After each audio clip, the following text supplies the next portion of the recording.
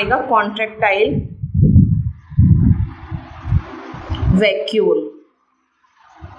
L means locomotion, जो कि R response to stimuli,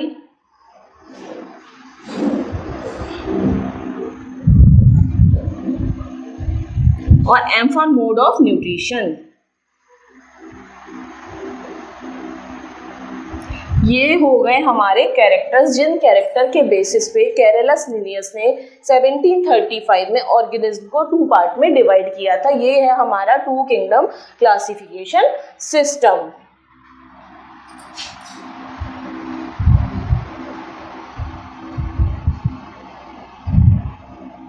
तो सबसे पहला ये जो हमने लिखा है कॉल राम, तो हम क्या करेंगे, कॉल करेंगे राम को।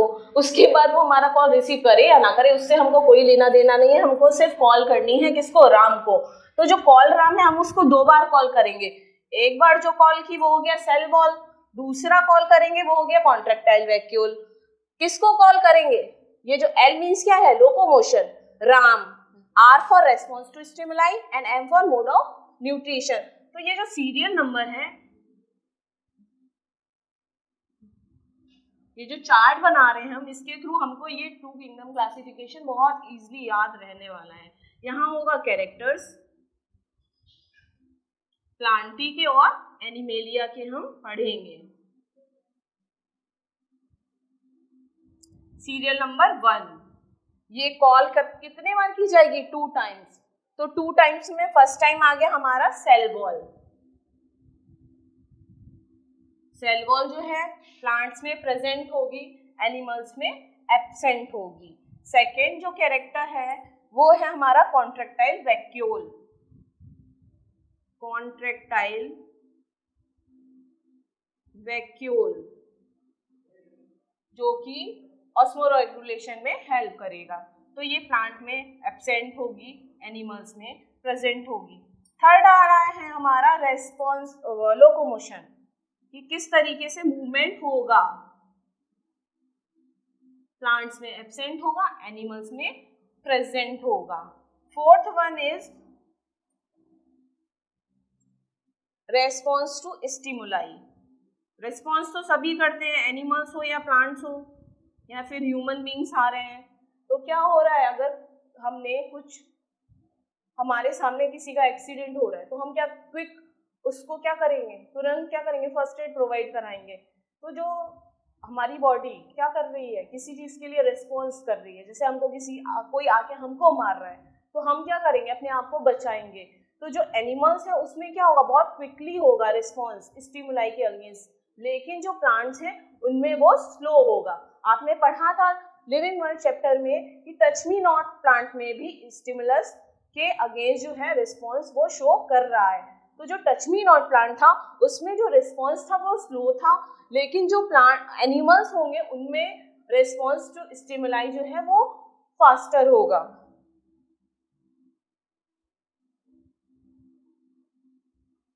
यहाँ स्लो होगा और यहाँ पे फास्ट होगा। नेक्स्ट है mode of nutrition. Fifth mode of nutrition. अब बात आती है कि न्यूट्रिशन क्या है, हमारी बॉडी को क्या चाहिए ग्रोथ के लिए, प्रॉपर ग्रोथ के लिए कुछ विटामिन्स, मिनरल्स, फैट, रफेजेस, ये सारे के सारे मिलके जो हमारी बॉडी को प्रोवाइड करा रहे हैं, जिससे हमारी प्रॉपर ग्रोथ हो रही है, तो वो जो है वो है न्यूट्रिशन। अब वो हम न्यूट्रिशन किस वे में ले रहे हैं, यानी कि हम क्या कर रहे हैं, या तो किसी चीज़ को डिकम्पोज करके ले रहे हैं, या हम खा के उसके बाद में हम उससे मिनरल्स को एब्जॉर्ब कर रहे हैं। तो मोड ऑफ न्यूट्रिशन भी क्या होगा, 2, 3, 4 टाइप का होगा, ठीक है। एक सेप्रोफाइट्स होंगे, कुछ होलोजोइक होंगे, अदर टाइप का मोड ऑफ न्यूट्रिशन जो है वो शो होगा। फंगस में क्या है, वो डेड और डिकम्पोज मटेरियल से अपना फूड प्रोवाइड कर रहा है। लेकिन एल्गी जो है वो खुद से प्रिपेयर कर रही है, ऑटोट्रॉफिक है। कुछ क्या होंगे, हेट्रोट्रॉफिक होंगे, कुछ डेड डिकेइंग मटेरियल से अपना फूड प्रोवाइड करेंगे। तो मोड ऑफ न्यूट्रिशन जो है वो डिफरेंट टाइप का होगा। प्लांट्स में होगा ऑटोट्रॉफिक,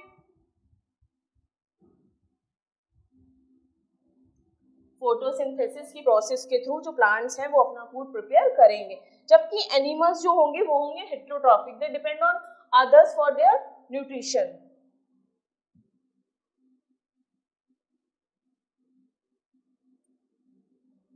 ये हो गया हमारा टू किंगडम क्लासिफिकेशन सिस्टम।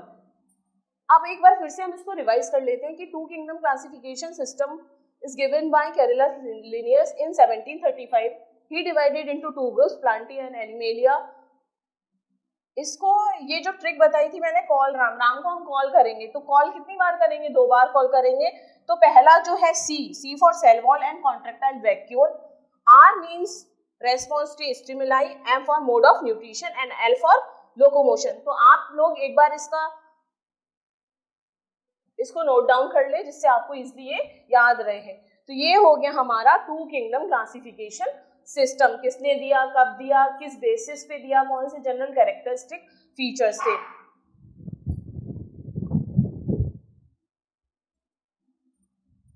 अब हम नेक्स्ट बात करेंगे कि इसके ड्रॉबैक्स क्या थे, क्या कमी रह गई थी कैरोलस लिनियस के द्वारा इसको बनाने में।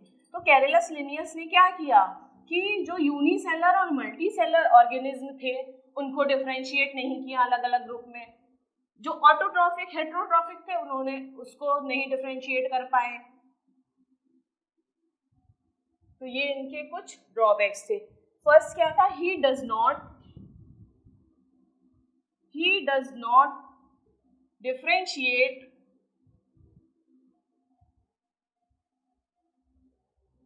unicellular and multicellular organism।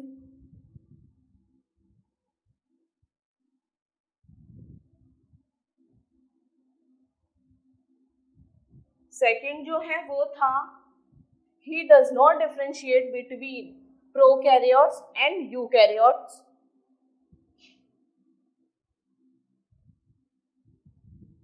He does not differentiate between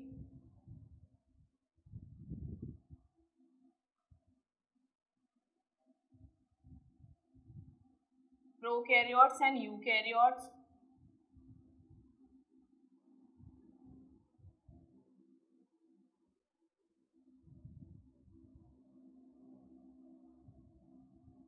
And third is, he does not differentiate between autotrophic and heterotrophic। He does not differentiate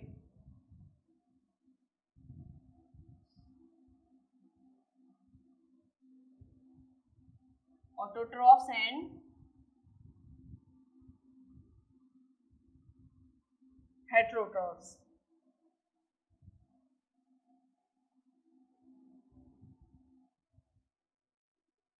जो कैरोलस लिनियस थे उन्होंने जो एनिमल्स, वर्टिब्रेट्स, इनवर्टिब्रेट्स को इन्होंने एनिमल्स में इंक्लूड किया। Algae, fungi, bacteria, gymnosperm, angiosperm, pteridophytes, इन्होंने इनको प्लांटी में इंक्लूड किया था। He include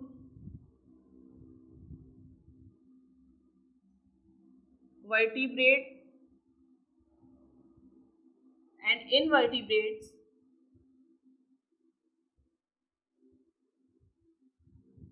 in Animalia,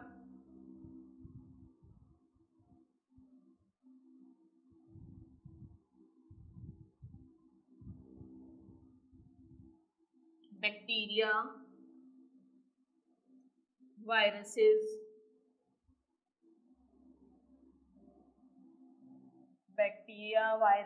algae, fungi, angiosperm, gymnosperm, pteridophytes,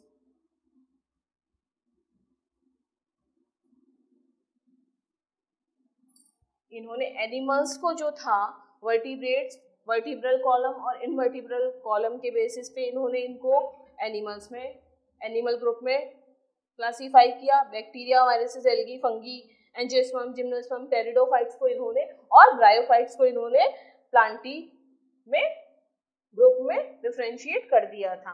तो ये अब हमारा 2 किंगडम क्लासिफिकेशन सिस्टम जो है वो कंप्लीट हो चुका है। आई होप आप सभी को समझ में आ गया होगा कि 2 किंगडम क्लासिफिकेशन सिस्टम जो था वो कैरोलस लिनियस ने दिया था। नेक्स्ट 1735 में इसको दिया गया।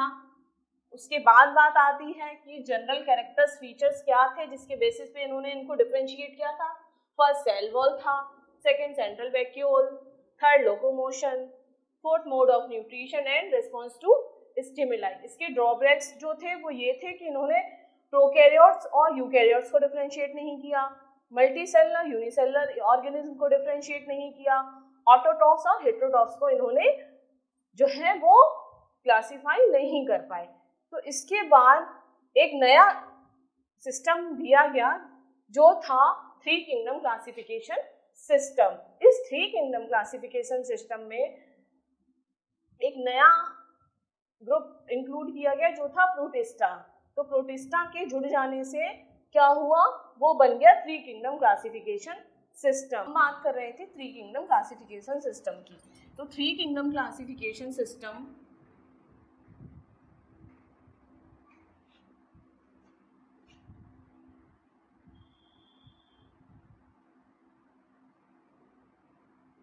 it was given by Ernest Haeckel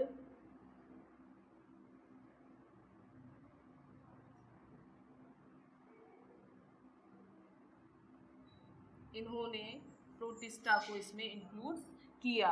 इसके बाद इसमें इंक्लूड क्या क्या किया गया, बैक्टीरिया को, वायरसेस को,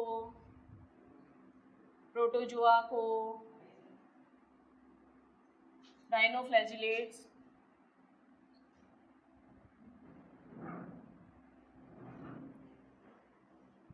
next system is 4 kingdom classification system.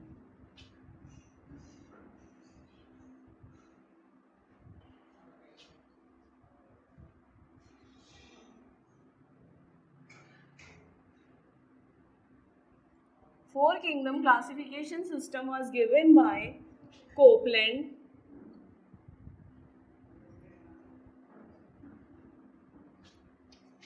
इन्होंने माइकोटा टर्म दिया और इस माइकोटा टर्म को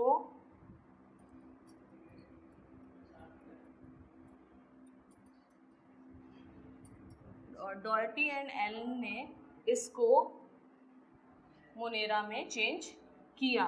तो ये हमने बात कर ली 2 kingdom classification system, 3 kingdom classification system and last one is 4 kingdom classification system. 3 kingdom classification system is given by Ernst Haeckel. इन्होंने टर्म प्रोटिस्टा इंक्लूड किया जिसमें bacteria, viruses, protozoa, dinoflagellate etcetera को इन्होंने इसमें इंक्लूड किया। नेक्स्ट आया 4 kingdom classification system. 4 kingdom classification system is given by Copeland और इन्होंने टर्म दी माइकोटा और इस माइकोटा को जो चेंज किया वो किया एलन और डॉर्टी ने। इन्होंने इस माइकोटा को चेंज कर दिया मोनेरा में। ठीक है गाइस, तो हमने बात कर ली 2 kingdom classification system, 3 kingdom classification system and 4 kingdom classification system की। अब हम बात करेंगे 5 किंगडम क्लासिफिकेशन सिस्टम की। तो सबसे पहले हम इसका डायग्राम ड्रॉ करेंगे, उसके बाद हम आपको इसके बारे में बताएंगे। अब हम बात करते हैं 5 किंगडम क्लासिफिकेशन सिस्टम की। तो 5 किंगडम क्लासिफिकेशन जो सिस्टम था वो R.H. विटेकर ने 1969 में प्रपोज किया था। इन्होंने जो ग्रुप्स था उसको 5 कैटेगरी में डिवाइड कर दिया था, Monera, protista, fungi, Plantae, fungi, animalia. तो इन्होंने क्या किया, जो भी ग्रुप्स थे उसको 5 सिस्टम में डिवाइड किया था। सबसे पहले बात आती है मोनेरा की। जो मोनेरा थे वो प्रोकैरियोट्स थे, यूनिसेल्युलर थे। तो सबसे पहले हम क्या करेंगे, इस टाइप से ड्रॉबैक करेंगे, मोनेरा, प्रोटिस्टा, प्लांटी, एनिमेलिया और फंगी।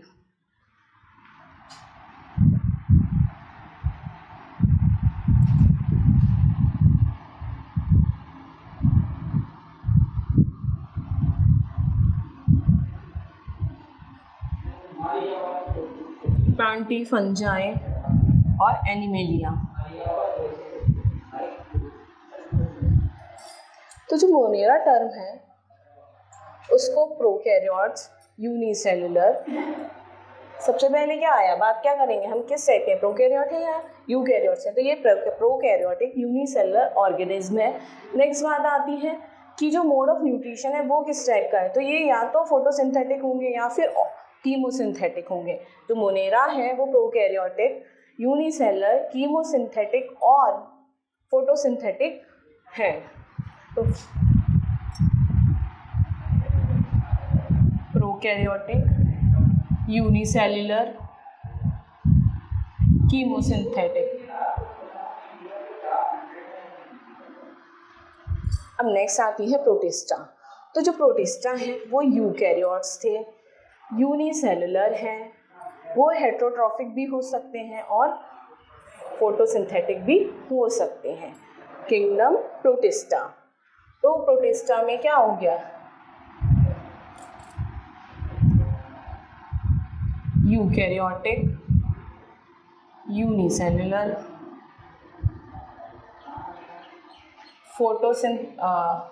हेट्रोट्रॉफिक और ऑटोट्रॉफिक।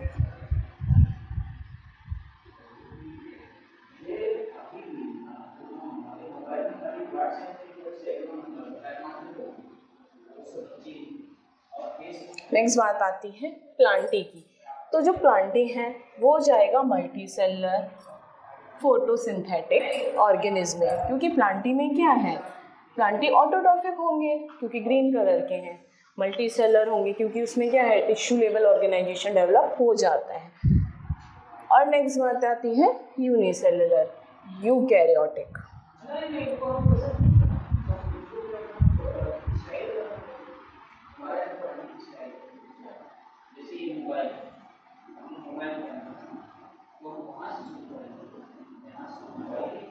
फंगी, जो फंगी होगा वो हेट्रोट्रॉफिक होगा, हेट्रोट्रॉफिक,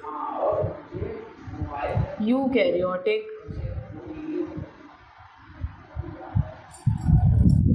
यूनिसेलुलर।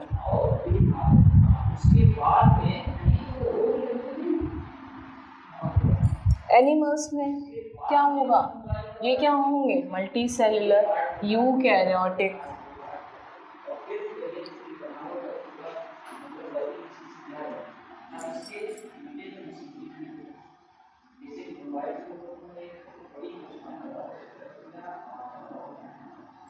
तो जो 5 किंगडम क्लासिफिकेशन सिस्टम था वो आर.एच. व्हिटेकर ने दिया है 1969 में।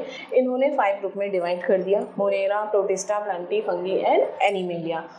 प्रोकैरियोटिक मोनेरा, बाकी सारे eukaryotic, unicellular protista and Monera, बाकी सारे मल्टीसेलुलर। तो इस तरीके से आर.एच. व्हिटेकर ने 5 किंगडम क्लासिफिकेशन दिया। आई होप आप सभी को समझ में आया होगा। अगर आपको अच्छा लगा हो वीडियो तो प्लीज़ लाइक करें, शेयर करें और सब्सक्राइब करें और कमेंट करना बिल्कुल ना भूलें।